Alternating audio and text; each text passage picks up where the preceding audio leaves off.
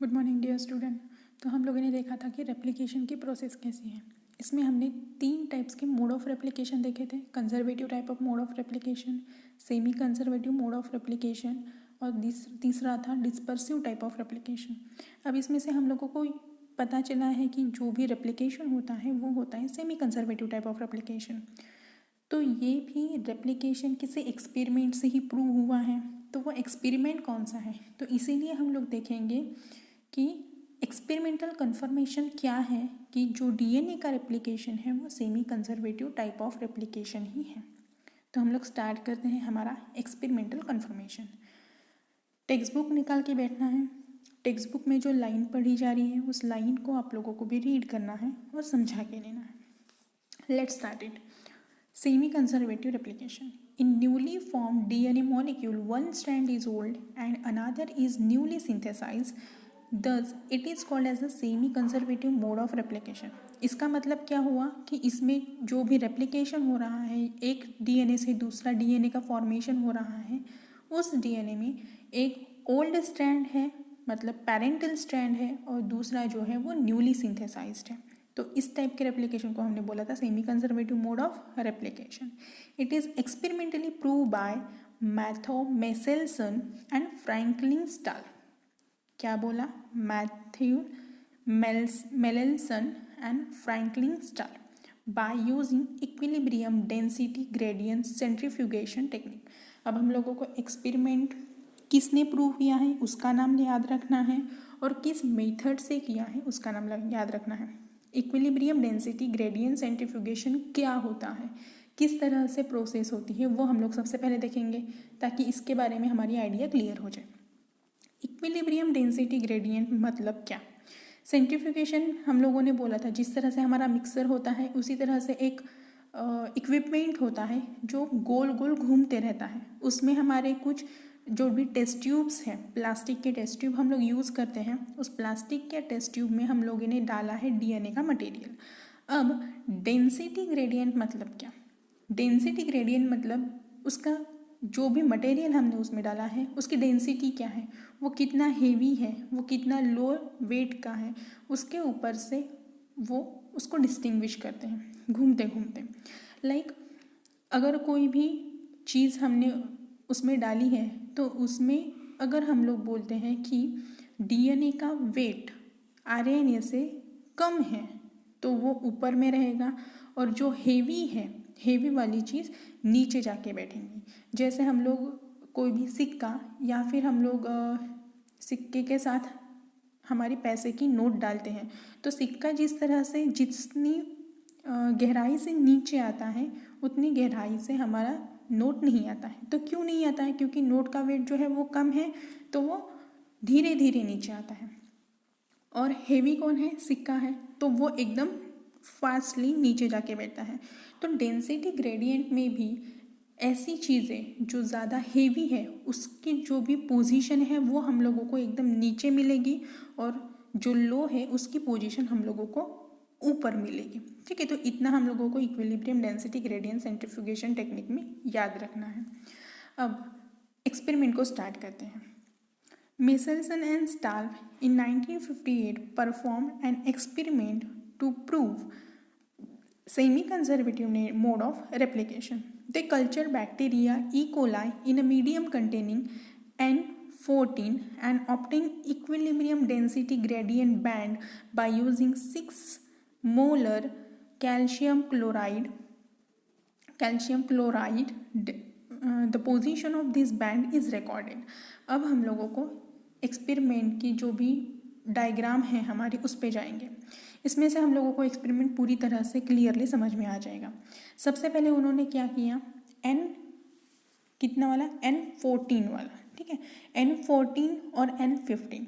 N14 जो भी है वो normal molecular weight of nitrogen है। N15 14 नॉर्मल है, हमने लिया है 15, तो वो क्या हुआ? वेट ज़्यादा हुआ, तो उसको हम लोग बोलते हैं हेवी आइसोटोप।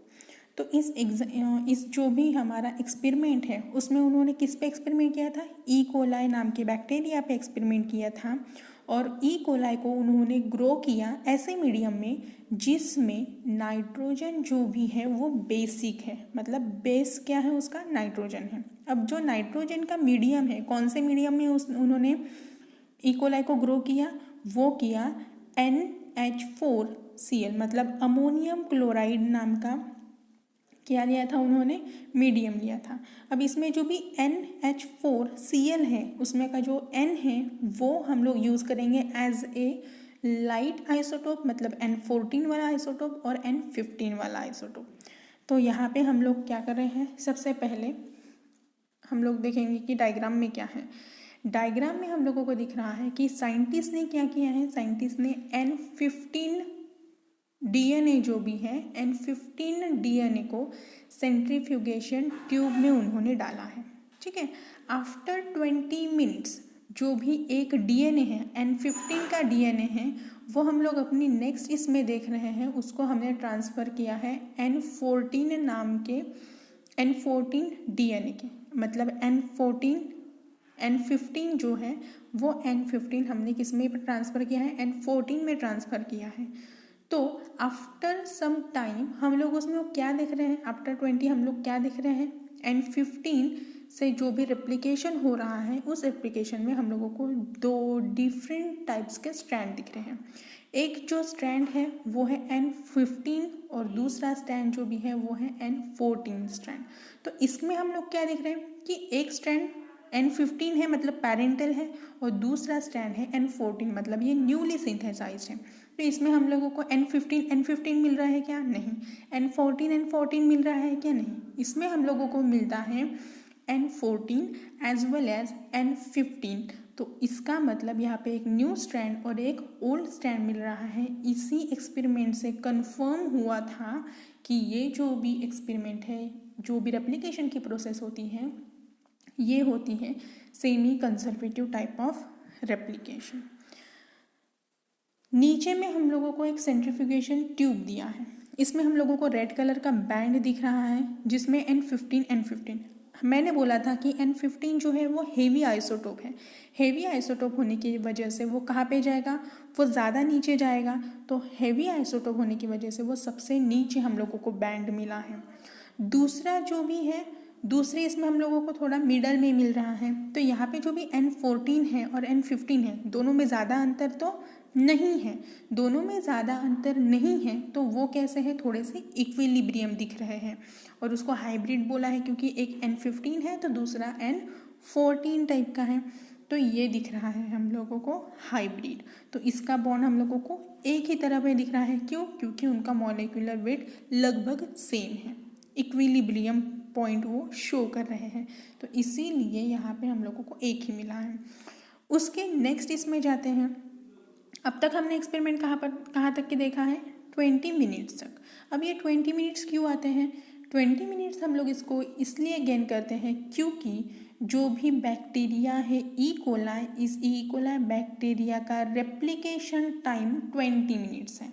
मतलब जो भी हमारा ई कोलाई है, ई कोलाई का DNA रेप्लिकेट होने के लिए या फिर खुद की कॉपी बनाने के लिए उसको 20 मिनट्स लगते हैं। 20 मिनट में वो एक DNA से दूसरा DNA को फॉर्म कर लेता है।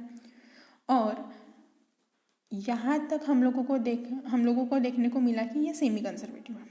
आफ्टर 40 मिनट्स होने के बाद क्या देख रहे हैं हम लोग, सेकेंड जनरेशन में एक स्ट्रैंड हम लोग को N14 मिला, एक स्ट्रैंड हम लोगों को N14 N15 मिला। मतलब यहाँ पे दो DNA N14 N15 मतलब हाइब्रिड वाले हैं, और जो दो हैं वो पूरी तरह से नॉर्मल हैं। तो इसमें भी हम लोगों को सेंट्रीफ्यूगेशन ट्यूब में क्या देखने को मिलेगा कि N14 वाले जो स्ट्रैंड है वो आगे में रहेंगे, मतलब वो लाइट है तो वो हम लोगों को आगे में मिल रहे हैं, और N14 N15 वाला जो स्ट्रैंड है वो हम लोगों को थोड़े से मिडल में मिल रहा है। तो हम तीनों को क्या कर सकते हैं, कंपेयर कर सकते हैं।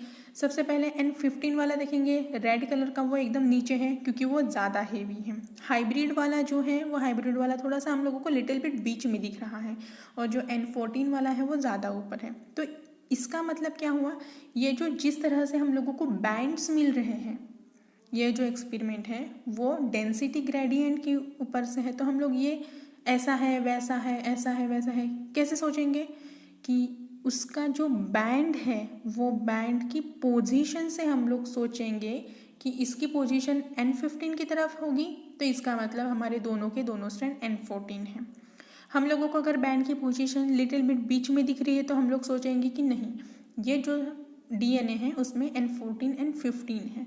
और अगर बैंड की पोजीशन बहुत ऊपर है, लाइट है, तो हम लोग सोचेंगे कि जो हमारा DNA है उस DNA में जो नाइट्रोजन है वो लाइट आइसोटोप है। तो इसी तरह से उन्होंने क्या किया, एक एक्सपेरिमेंट किया और इस एक्सपेरिमेंट में उन्होंने देखा कि जो DNA रेप्लिकेट हो रहा है उस DNA रेप्लिकेशन में उन लोगों को एक स्ट्रैंड N14 का तो दूसरा स्ट्रैंड N15 का मिल रहा है, उनका बैंड वहाँ पर मिल रहा है। इसी से उन्होंने कंक्लूड किया कि हाँ, जो भी रेप्लिकेशन है वो semi conservative type of replication है। इन केस अगर हम लोगों को दोनों के दोनों स्ट्रैंड, अगर हमने एक्सपेरिमेंट परफॉर्म किया और एक्सपेरिमेंट में अगर मुझे बैंड एकदम नीचे मिला तो मैं क्या सोचूंगी कि यहाँ पर जो भी रेप्लिकेशन है वो दोनों के जो रेप्लिकेशन है वो N14 के हैं, मतलब दोनों के दोनों सेम हैं। अगर वो हम लोगों को ऊपर मिला तो हम लोग क्या सोचेंगे कि ये N14 है, नॉर्मल वाले हैं, लेकिन ऐसे नहीं मिल रहा है। तो इसी से कंक्लूड हुआ है कि ये semi conservative type of mode of replication है। अब नेक्स्ट पॉइंट जो आता है वो है प्रोटीन सिंथेसिस। प्रोटीन सिंथेसिस मतलब क्या? प्रोटीन का सिंथेसिस कब होता है, कैसे होता है, किससे होता है? सबसे पहले सेंट्रल डॉग्मा के बारे में हम लोगों ने पढ़ लिया। अब प्रोटीन के बारे में देखते हैं। प्रोटीन जो है हमारे बॉडी का एक बहुत ही इम्पॉर्टेंट बायोमोलिक्यूल है जो हमारे बॉडी के सारे स्ट्रक्चरल कंपोनेंट को कैरी करता है। जितने भी फंक्शंस हमारी बॉडी प्ले करती है उन सारे फंक्शंस के लिए भी हम लोगों को प्रोटीन सिंथेसिस, प्रोटीन मॉलिक्यूल की ज़रूरत होती है। अब the cell need to synthesize new protein. अब वही प्रोटीन से सारा काम चलेगा कि नहीं, वो प्रोटीन कोई अलग काम कर रहा है तो वो अलग चीज़ के लिए यूज़ होगा। तो हम लोगों को हमारी बॉडी क्या करती है, नए प्रोटीन्स का सिंथेसिस करती है। और नए प्रोटीन्स का सिंथेसिस करना ट्रांसक्रिप्शन से होके जाता है। It includes the transcription as well as the translation. अब ट्रांसक्रिप्शन और ट्रांसलेशन दोनों क्यों बोला है? क्योंकि हमने सेंट्रल डॉग्मा पढ़ा है। जैसे यहाँ पे पिंक वाले बॉक्स में हम लोगों को दिख रहा है DNA, then mRNA, then polypeptide. ठीक है, तो DNA से जब mRNA बनता है तब उसको हमने बोला है ट्रांसक्रिप्शन। mRNA से जब पॉलीपेप्टाइड, पॉलीपेप्टाइड मतलब ही क्या, हमारे प्रोटीन। तो mRNA से जब पॉलीपेप्टाइड बन रहा है तो इसका मतलब ट्रांसलेशन है। जब तक mRNA नहीं बनेगा तब तक पॉलीपेप्टाइड्स नहीं बनेंगे। mRNA कब बनेगा? जब DNA रेप्लिकेट होकर DNA से ही mRNA कोड करेगा, तभी जाके आगे की प्रोसेस होगी। तो अल्टीमेटली क्या है कि जो भी प्रोसेस है प्रोटीन सिंथेसिस की, ये पूरी की पूरी process of protein synthesis depend करती है DNA और RNA सिंथेसिस पे। इसीलिए इसको बोला गया है central dogma.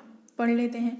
The process of copying the genetic material from one strand of DNA into the single-stranded mRNA transcript, this term is known as the transcription. तो ट्रांसक्रिप्शन का मतलब क्या हुआ कि जो भी हमारे इसमें DNA है उस DNA से क्या बनना है, mRNA बनना है। इस DNA से जब mRNA बनेगा तो उस प्रोसेस को हम बोलेंगे ट्रांसक्रिप्शन।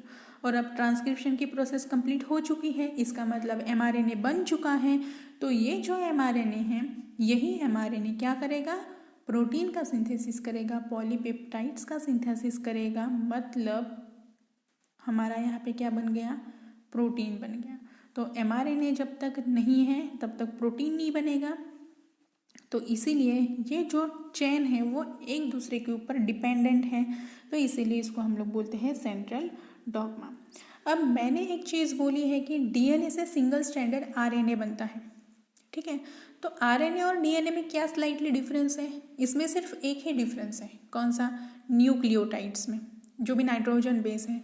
हम लोगों ने बोला था कि अगर DNA है तो एडेनिन थाइमिन के साथ, ग्वानिन साइटोसिन के साथ पेयर में होता है, ठीक है। लेकिन इन केस ऑफ mRNA हमने क्या बोला था कि एडेनिन जो है वो पेयर करता है यूरासिल के साथ और ग्वानिन साइटोसिन के साथ, तो इसमें तो कोई चेंज नहीं है।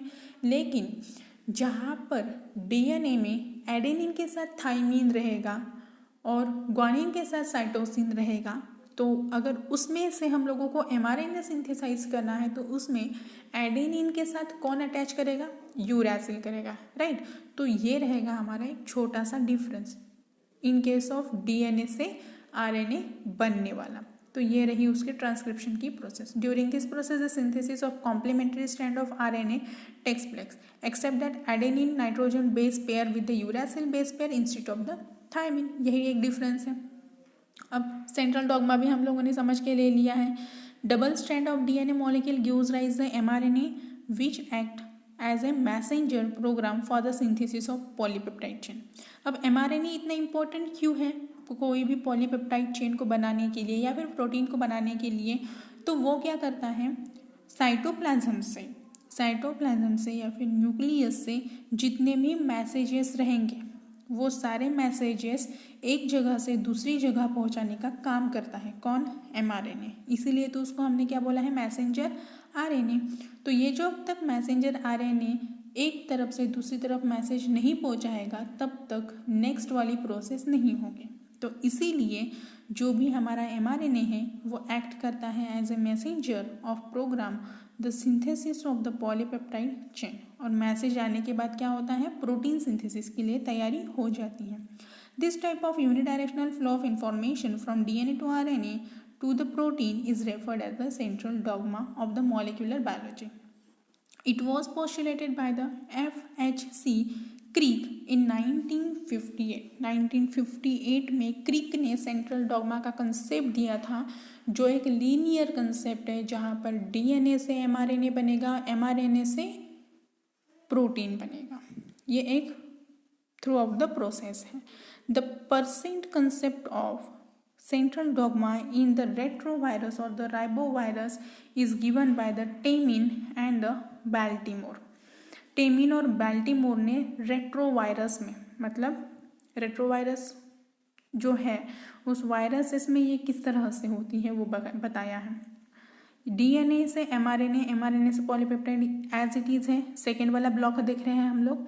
अब यहाँ पे एक एरो सीधी एमआरएनए की तरफ जा रहा है तो दूसरा नीचे में एरो जो है वो डॉट डॉट डॉट करके डीएनए की तरफ जा रहा है। अगर डीएनए से एमआरएनए बनता है तो उस प्रोसेस को हमने बोला है ट्रांसक्रिप्शन, लेकिन अगर एमआरएनए से डीएनए फॉर्मेशन हो रहा है तो उसको हम लोग बोलेंगे रिवर्स ट्रांसक्रिप्शन। और ये प्रोसेस किस में होती है, ये प्रोसेस होती है हमारे रेट्रोवायरसेस में। तो ये है हमारा एक कंसेप्ट ऑफ सेंट्रल डॉगमा। तो इसके बाद का जो पोर्शन है वो है हमारा ट्रांसक्रिप्शन का, जो एक बहुत लंबी प्रोसेस है, तो उसको हम लोग बाद में लेंगे। यहाँ तक आप लोगों को याद करके रखना है। हमने एक सिंपल सा एक्सपेरिमेंट लिया, उस सिंपल से एक्सपेरिमेंट में हमने क्या किया, डीएनए लिया। उस डीएनए में एक डीएनए जो था वो हमारा N14 का था, लाइट आइसोटोप था, नॉर्मल वाला था, और दूसरा वाला जो था हेवी आइसोटोप को लिया था। इसको हम लोगों ने नाइट्रोजन मीडियम में डाला था और वहाँ पे वो क्या हुआ, रेप्लिकेट हुआ। जब वो रेप्लिकेट हुआ तो रेप्लिकेशन में हमने क्या देखा, एक नया स्ट्रैंड है N14 वाला, दूसरा N15 वाला पुराना स्ट्रैंड है। तो इसका मतलब क्या हुआ कि इसमें एक नया एक पुराना है। तो इसमें से हमने कंक्लूड किया कि ये सेमी कंजर्वेटिव है। अब ये हमने आंखों से देखा है क्या, नहीं, हमने यहाँ पे टेक्निक यूज़ की है, ठीक है, इक्विलिब्रियम डेंसिटी ग्रेडियंट सेंट्रीफ्यूगेशन। इसमें से हमने कैसे देखा, उनकी बैंड की पोजीशन कहाँ पे आती है, उनकी बैंड की पोजीशन एकदम नीचे है, तो इसका मतलब वहाँ पे दोनों के दोनों हेवी आइसोटोप है। हेवी आइसोटोप है मतलब N15 वाले डीएनए हैं। उनकी पोजीशन हम लोगों को लिटिल बिट बीच में मिल रही है, तो इसका मतलब वहाँ पर हाइब्रिड है, N14 और N15 वाला है। और अगर हम लोगों को एकदम ऊपर मिलेगी तो हम लोग बोलेंगे कि ये नॉर्मल वाला डीएनए है, N14 वाला। तो इसलिए हम लोगों को जब 20 मिनट्स के बाद रेप्लिकेशन हमने देखा तो उसमें हम लोगों को दिखा कि एक नया एक पुराना है। उनका बैंड की पोजीशन हमने चेक की तो वो हम लोगों को बीच में मिली, इससे हमने कंक्लूड किया था सेमी कंजर्वेटिव। उसके बाद हमने प्रोटीन सिंथेसिस और सेंट्रल डॉगमा जैसे 2 कंसेप्ट देखे। नेक्स्ट क्लास में हम लोग ट्रांसक्रिप्शन की प्रोसेस लेंगे। Okay, thank you.